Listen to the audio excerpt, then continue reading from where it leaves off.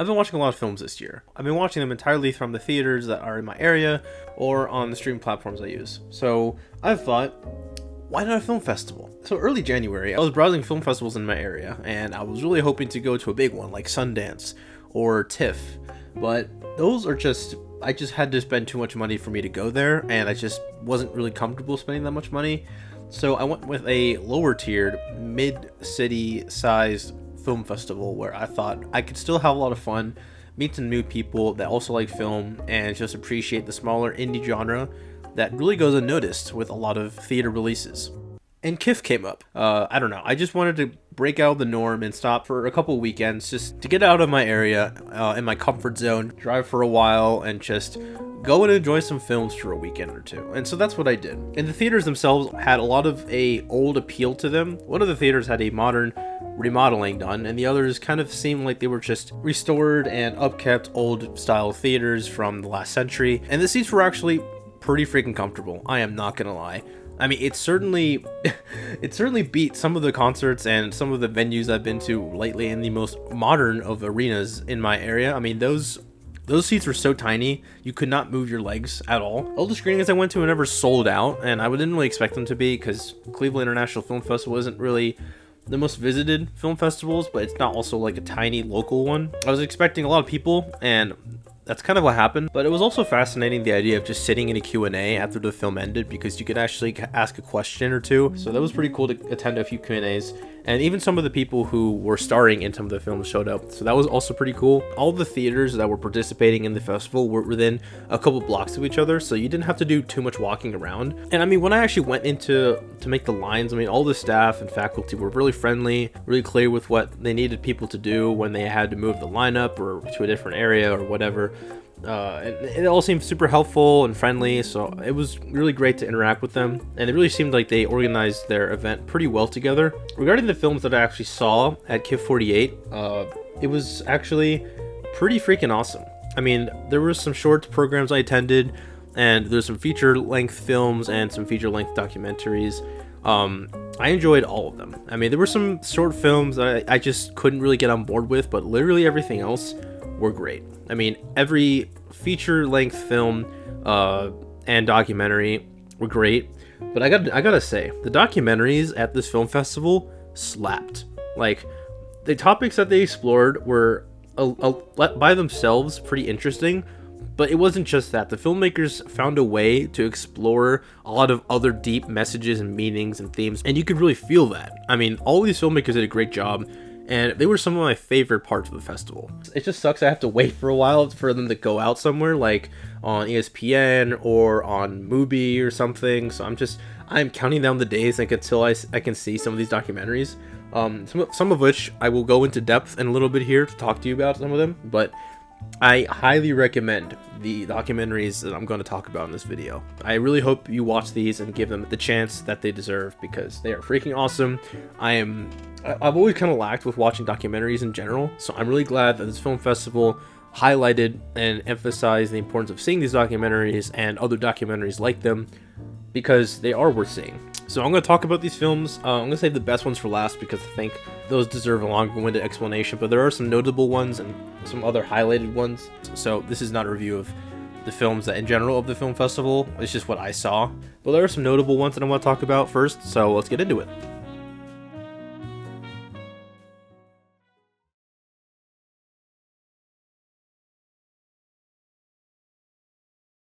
So I hear some talk about the movie Parachute. This is an important movie, I'd say, because it explores a lot of themes and a lot of dark messages about body dysphoria and how people are struggling with their self-esteem and their body image a lot of the times compared to other people, and how comparing yourself to other people it's so easy to do. It causes so many negative emotions within oneself. It's just hard.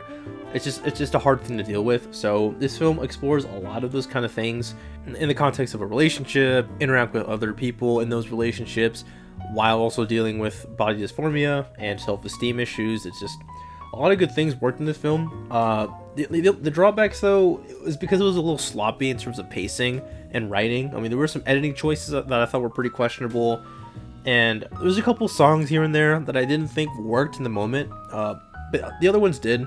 I think the acting was pretty great. All the actors in this film did their job, and I think the two co-leads, like I said before, were great. Nothing wrong with them. I think just the actions that the characters took sometimes, they were going back and forth a lot. And the film honestly felt like it should have ended a few times. There were a few times that I felt like the film was ending and it just kept going, and I wasn't sure if that was intended or not. So I'm just kind of confused about that kind of decision. But overall, the film was enjoyable. There were some disturbing scenes in the film, and the audience audibly reacted to some of those moments as a way of like resonating with the characters and the struggles that they're going through. So that was very effective. It did a lot of things well. It also didn't do other things too well, but still pretty good film. I enjoyed it.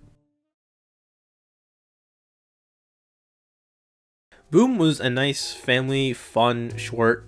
There was also a comedy. It was short. It was like maybe 10 minutes or something. It was an animated short about a flock of birds escaping a island from a volcanic eruption, showing the dynamics in a family that's dysfunctioning and how teamwork between the parents is so important for the kids who rely on them, and how amplified that importance is in a situation of endangerment or just natural disasters like this one's pointing out. So it was really funny. Animation was pretty solid.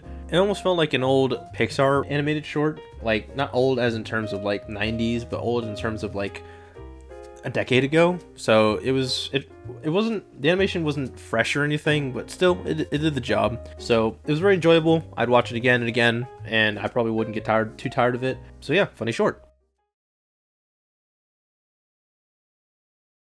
That is an interesting short. It's a sci-fi kind of exploration into how children react to when a parent is working a lot away from them. Specifically, one way that they cope, and it's just make an alternative dad.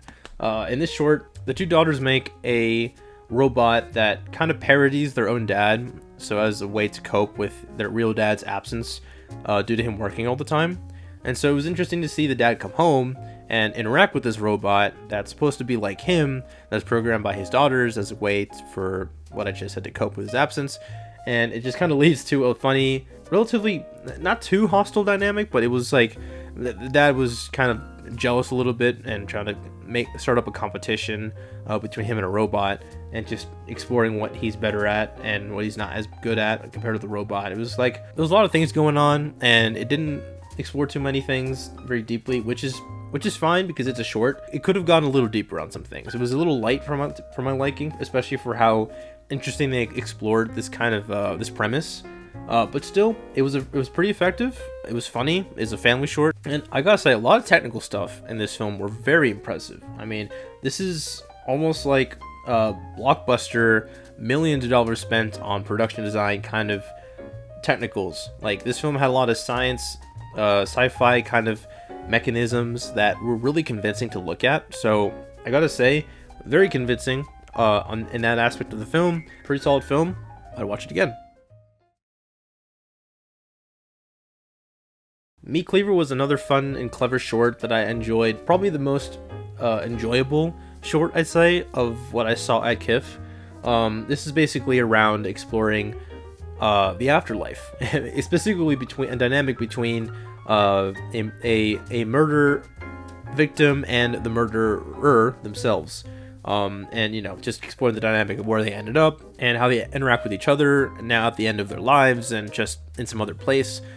It was interesting. It was also very funny. There was a lot of comedic dynamics that were mixed into this short that were also pretty freaking clever, and it didn't give away too much. I mean, it's the afterlife. You can really do whatever you want with the creative vision behind this short.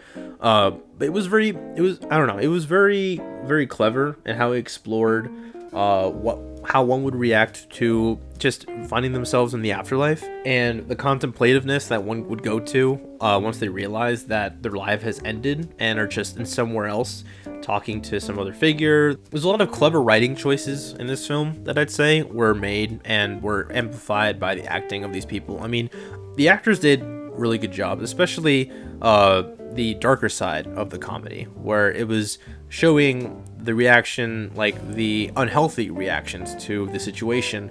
Like, the dialogue was very clever. It was very quick and just unapologetic. It was pretty funny. And then the other side also was just kind of like a nice intro to the whole premise. This film did a lot of things well.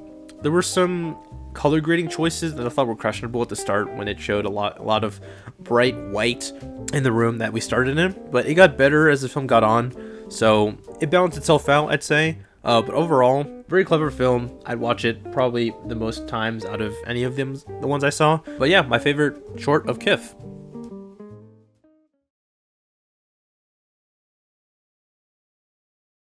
Ezra was a very good film about two divorced parents taking care of their autistic son and how they deal with the challenges of raising him with different perspectives on how to do that. So it was very interesting to see the dynamic that these actors took on and how they are trying to figure out a life forward together, since they're divorced and they live in different places and they have different styles of raising their son.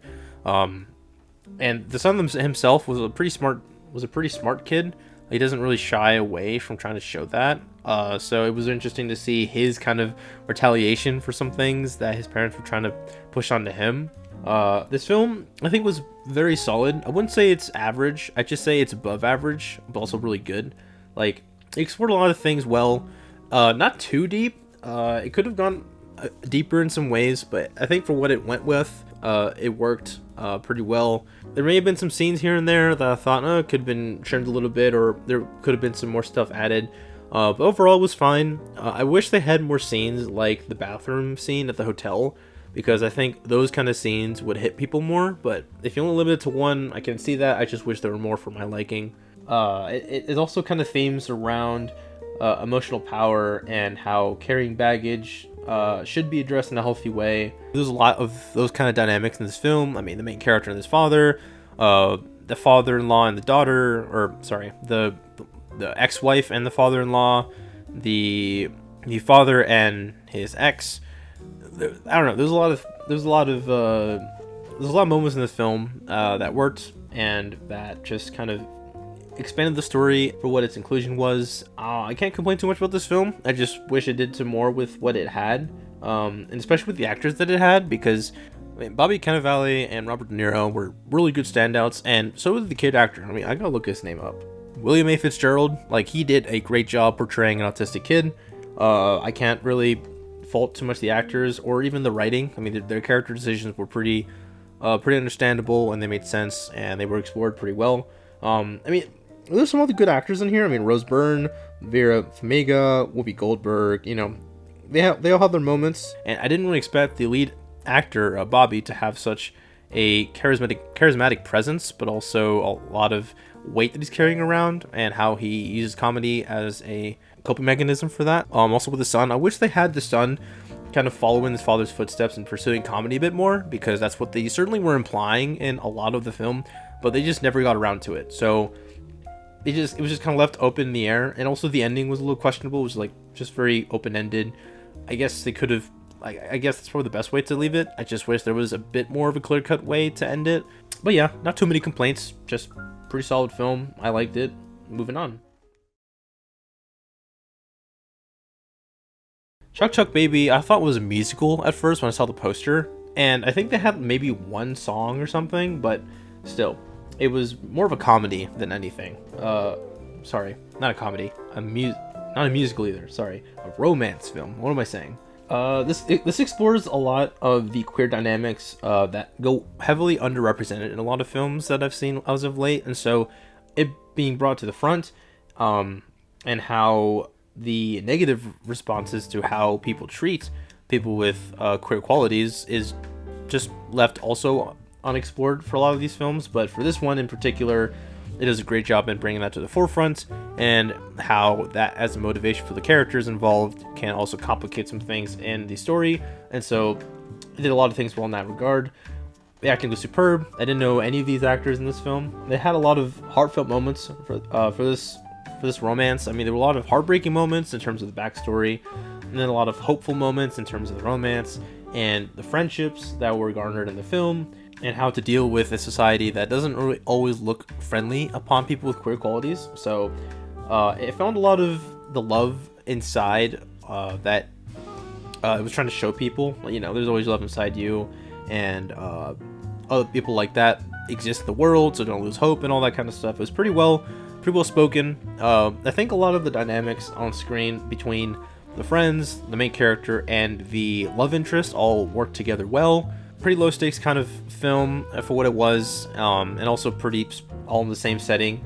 But for what it still worked. It was a nice romance film. You felt for the characters at the end for what they did, and you kind of celebrated them for what they did, and the obstacles they overcame, and the emotional hurdles that they faced and also overcame. So yeah, a lot of things worked well with Chuck Chuck Baby. Although I'm just not really sure why they named it Chuck Chuck Baby. Maybe I missed something in the subtitles or something. I'm not sure. And also, you can get a little lost at the beginning. I found myself just finally connecting the dots in the middle of the film, but it could have maybe done a few things better in the beginning, in the first act, when it was trying to introduce the characters and where they are in life. So I would say that, but overall, it was pretty good. Pretty nice romance film for queers. Pretty good film for love in general. Yeah, let's go.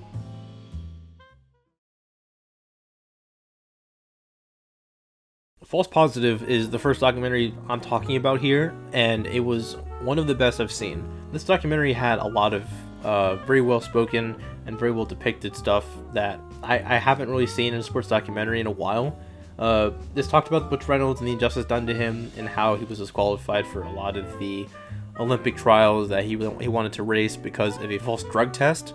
And so this outlined his struggles as a black athlete, trying to overcome the system and trying to prove that he wasn't an athlete who was cheating or who was trying to cut corners. I'm not sure how this film wasn't made earlier. Like, this happened not too long ago, and I thought this would have made for an excellent documentary just earlier in time. I was lucky enough to be in the room for the world premiere of this film, and Butch Reynolds even made an appearance at the Q&A, and even outside in the lobby afterwards. So it was very nice to see him just interacting with all the people who just watched this film, along with the director, who he's good buds with, it seems like. Thank you very much. Well, first of all, I think that Ishmael asked me, he said, what athletes you think we should interview? Right. And when I gave him a list of athletes, I'll start that and I'll come back. But when I gave you the list of athletes, then he went and did his, go ahead, you talked to him, you reached out. Yeah, we reached out. I think one of the biggest asks from the network, from ESPN, was, of course, when you actually present a cut, you go out and do the work, you present cuts, to the network. This is what we have so far. One of their biggest asks was, hey, are there any dissenting voices out there? Because once you sit back and really just do the research, you come to realize that he was railroaded. But they were saying, hey, are there any dissenting voices? And there were. But everyone that we felt would add a dissenting perspective to the film declined. So I was like, well, you know what? We're not gonna waste our time chasing these folks down. We're just gonna tell the story, and you saw Steve Lewis, who actually won the gold in '88. He was graciously open. Danny Everett was graciously open. I think I shot Steve in Los Angeles. I shot Danny in Santa Barbara, California. So yeah, it was never an issue of having a hard time, getting people to sit down with you, because I think that deep down, I think everybody knew it was time to tell the story, so it was pretty easy. And as far as, I tell you, track and field is different when it comes to camaraderie. When I coached at Ohio State, I was the first ever speed coach at Ohio State from 2005, 2006, 2007. And that was the camaraderie. When I see those kids, no matter where, Coach Butch, it's like truly a family when you're at that level of athletics at the Ohio State University football program.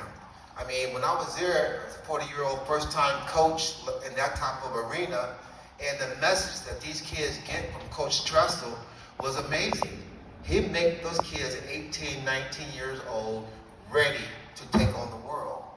But this film really highlights the efforts that impact other people's lives, that how they would be opposed to it if the injustice's precedence diminishes their standing in sports. It's kind of hard to support someone when you're at risk of suffering the consequences as well. There was certainly one aspect of the film that really made the audience think about why injustice is not such a clear-cut way or avenue to pursue, especially if you have a lot to lose.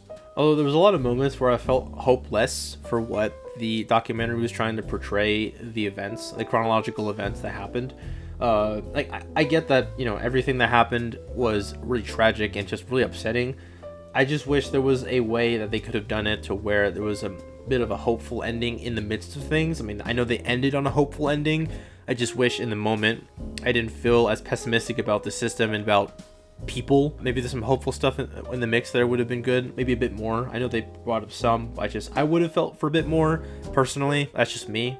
But nonetheless, it still worked for the film. Everyone, I could feel the audience feel for Butch Reynolds, and especially afterwards when he came up on the stage, everyone was clapping for a long time, and even standing. It was a standing ovation for him in the film. I think the film did a good job in outlining his challenges and adversity. So yeah, I think that was justified and warranted. But yeah, overall great documentary. I can't wait to see it on wherever it comes out. I think the director mentioned it's going on some ESPN somewhere, on some ESPN program somewhere. I guess we'll have to see, but very good film. It's probably premiering in a couple other film festivals, I think, from what I saw. So hopefully I'll probably get to see it somewhere, maybe. I don't know. We'll see. But yeah, like I said, great documentary.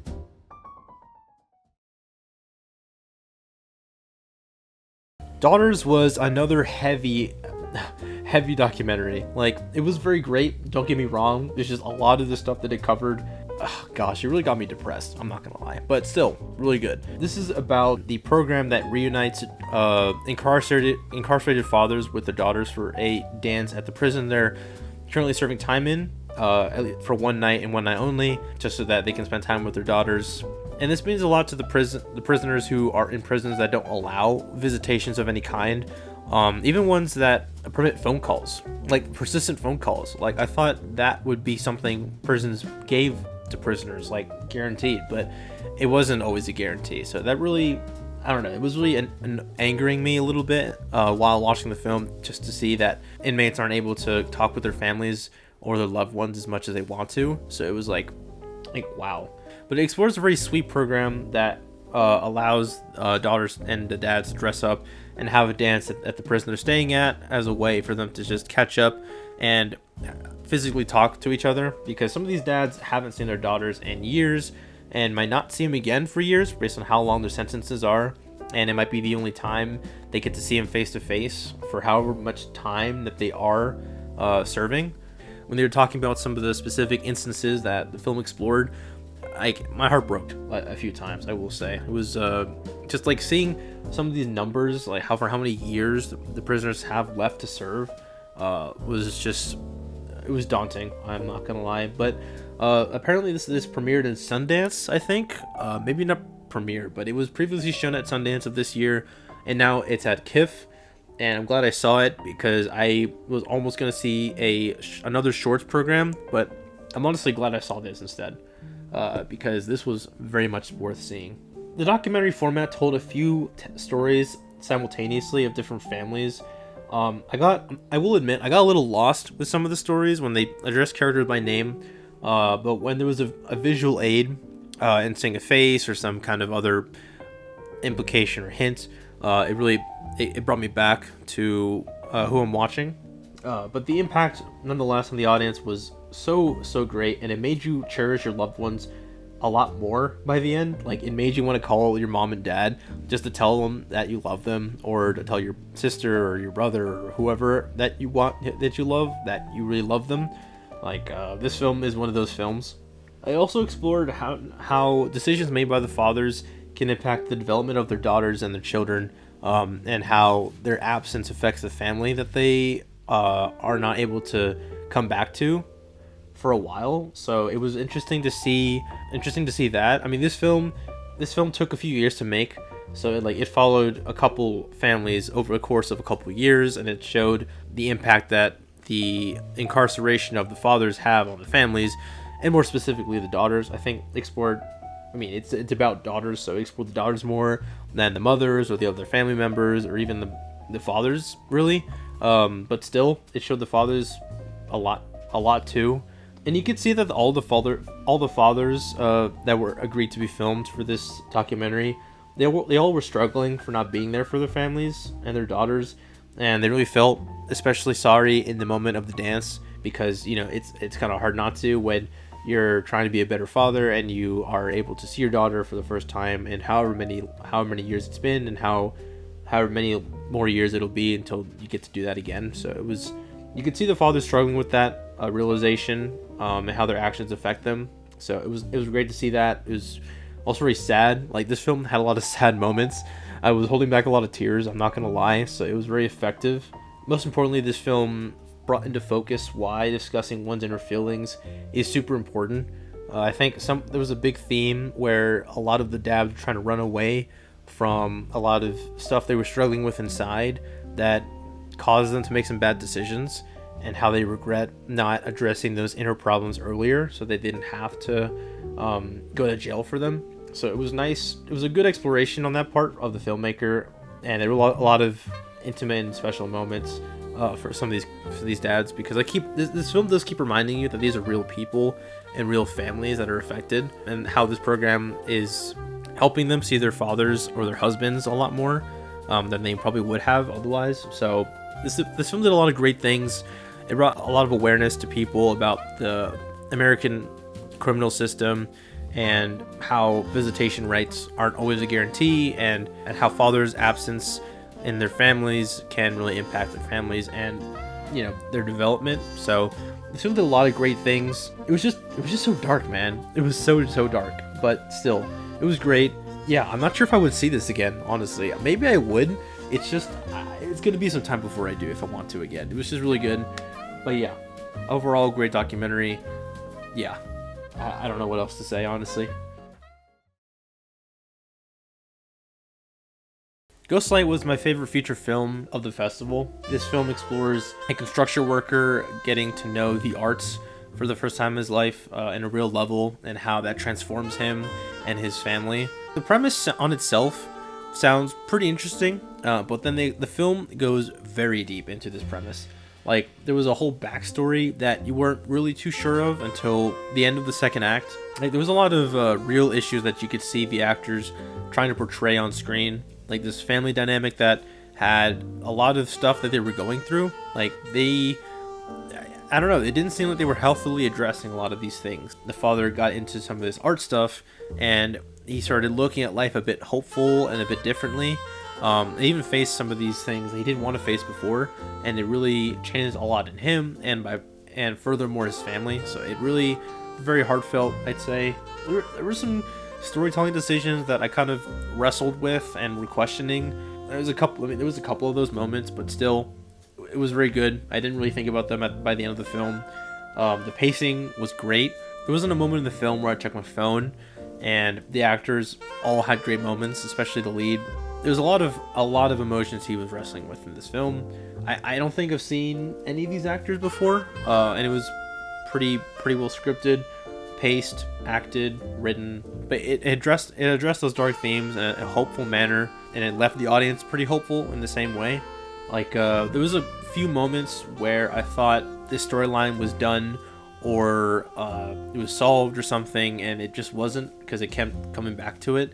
But it brought it back for a reason or two. It let the audience know of that. So it was not for rot. It had a purpose.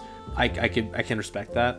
Like, another thing this film explores is how art brings us closer with our inner feelings and conflicts, and allows them to address them organically and through plays and acting and all that kind of stuff. Like, there's a certain thing towards acting and art and the arts that make you look at life a little differently, and even just comparing things in the same light that you didn't before. Like, it does a lot of things for the mind. It did a lot of I can relate to a lot of these moments that this film made, connecting with the audience in that way. So it was really impressive on that by the part of the screenplayers.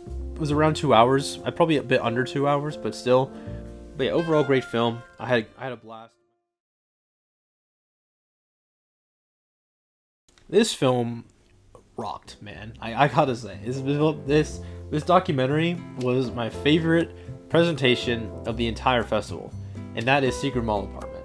Secret Mall Apartment talks about the tale where it was really an urban legend before, and it's proven not to be now, where 4 artists build a secret apartment within a mall, as the name suggests, in New Jersey, Providence, in 2003. I saw a space that I could not figure out what it would be used for. We went looking for that anomaly in the architecture, and we snuck ourselves in there, and we took out our flashlights. And there it was. It started the conversation immediately. And so it surrounds these 4 artists and how passionate they are about spreading the message of art, love, and peace to people they don't know. And in so many ways, explores why it's important to them and how it brings them closer together as friends and co-workers, and how it can bring people together of all walks of life together. The apartment was the side project to the other stuff. These big public art projects that we were doing. We were like a little elite strike force team of empathetic artists. It was a lot of backstory they gave to the people, but it was also spread across a lot of story developments in the present day and interviews with the people who actually participated in the Secret Mall Apartment construction and habitual living there. Like, it was pretty funny. So what is it? Is it a prank? Is it a work of art? Is it a social experiment? It's maybe all of these things. And they had a lot of deep messages with this one. Like, it was not very dark, although it hinted at a lot of dark things, but also very important messages. Like, it didn't solely focus on evading the cops and people to try and build the secret mall in the secret mall apartment. It also explored why they were doing it and what this signified to them and how this can signify a lot of things to other people. And it was very impressive that they filmed all of this in 2003 with pretty bad resolution cameras and awful FPS and film quality. It was it was great to have that addition in the film. The filmmaker knew that, and it was like they knew how to portray this to the audience in a way that would really get them thinking about the world we live in. Like, there was so many themes in the film, like capitalism, community, hope, white privilege, and so many others. Like, it kept bringing up a new kind of thing to talk about every so often. Like, it would kind of talk about this one thing within the story, and then kind of have that wrap up, and then continue with the next thing, and then the next thing, all while the story's advancing and giving context to why the characters did what they did. And I shouldn't say characters; these are real people. Like, it interviewed people who actually were partaking in this thing, and obviously the person who was in charge, Mike Townshed, I believe his name is. He even came on stage at the end of the film for the Q&A. It was pretty cool to see him and the filmmaker just answer these questions and other things that they did. And that cycle was very, very intense and very personal, and other filmmakers weren't interested in all of that extra stuff. And they also weren't necessarily interested in the big why, like what even started this in the first place. Jeremy, I was already a fan of his work, has a specialty in making movies about artists. He's interested in making people who are not necessarily accessible more relatable. And so there's an instant trust there. And yeah, I'm glad we ran into each other. Yeah, all this time I thought it was just because I let you act in the movie. But obviously this documentary delves into so many other different things, right? We talk about gentrification, we talk about white privilege, we talk about art and community projects and everything like that. So it seems like this is the story, like these are the other types of topics that you wanted to discuss from the start when making this film. Yeah, and I think the thing that Jeremy did that the other directors weren't necessarily interested in was getting the voices of the entire team. There's always has a tendency to be a focus on me, I'm the tallest. So Jeremy and I agreed very early that if we can tap into the other set of people and get their perspectives, all of these narratives, all these important ideas would be told. And they would also sort of cross-reference each other in a nice way. And it's really it's really charming for me when I watch this movie to see a collection of people who were effectively on the same page for so long. So yeah, it was really great to see that. Like, I had a blast with this film. My favorite presentation of the film festival. I cannot wait for it to come out somewhere. I want to see it right now. I cannot wait to see it and share it with my friends because they deserve to see it too. Like, I think there's a lot everyone could take away from Secret Mall Apartment. Like, there's a lot here. Like, I think everyone deserves to see this. This could potentially make it as a heavily nominated documentary for next year. Like, I have a feeling that it has a good chance. Maybe even the Oscars, man. I don't know. It has a great chance. I think it has a lot of appeal to a lot of people, especially to people who have a tendency to lean towards favorability of the arts and how that means to a lot of people. I mean, I see films as art, and so I love this film for a lot of ways that it was talking about art and how it makes one feel. Kind of like with what Ghostlight did, but in just a more real sense because it's a documentary about real people and the real struggles and about real life. Like, I don't know. It just did a lot of things, just, I don't know, in a more real way, and I really appreciated that. But I had a blast when I saw the Secret Mall Apartment. Like, I almost wanted to see it again right then and there when the film ended. It was just great. And like, everyone just roared in applause, like how nice of a great film it was. And at least my takeaway is that it was just great, and it seemed like everyone in the theater loved it. You know, it seemed like they showed their applause to the filmmakers and the star. I had a blast. Yeah, like, it was pretty funny to see. Like, you could tell that the guy, I think Mike Townshend came to the screening. Like, you could tell he's the same person. It's not like an actor or anything. Like, he had the same mannerisms and body language and movements that he displayed on the film as he did on the stage. Like, you could tell these were not fake or like choreographed interviews or whatever. For some reason, it feels larger than life. I don't know, man. It's just great. I'm probably going to continue praising it for the next week or so, or however long to come. Like, it was just great. My favorite experience of the film festival at Cleveland. It was just a blast. I cannot wait to see it again. Those are my favorite highlights of films that I watched at Cleveland International Film Festival, their 48th year. That was not obviously all of them. Oh, I have a list of all the films that I watched at KIF48 on my Letterboxd in a separate list. Even I'll probably include a link of their website if you want to check out their website. I honestly can't wait to do another one of these. Maybe we'll go back next year. We'll see. I want to honestly do more film festival stuff, so I can't wait to do another one whenever that happens. I'll let you guys know. But in the meantime, thanks for watching my videos and stay tuned. Peace.